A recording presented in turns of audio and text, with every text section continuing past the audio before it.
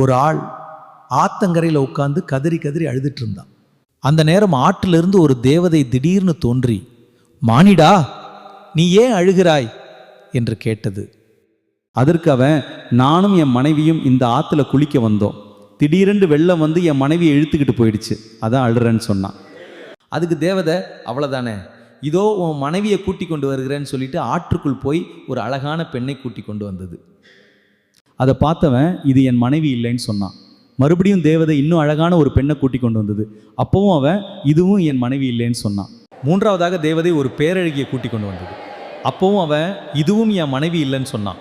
உடனே அவன் கேட்டான், இந்த பெண்கள்லாம் யார்?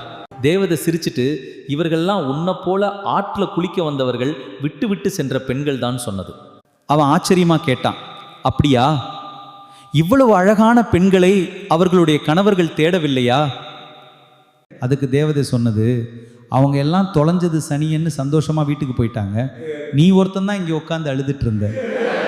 பிறகு தேவதை சொன்னது, சரி, உன் உண்மையான மனைவியை கூட்டி கொண்டு வருகிறேன். உடனே அவன் சொன்னான், வேண்டாம், நானும் சந்தோஷமா வீட்டுக்கு போறேன். தேவதை கேட்டது, ஏன்? அதுக்கு அவன், இல்லை, என் பொண்டாட்டி ரொம்ப சுமாராக தான் இருக்கும் அப்படின்னா.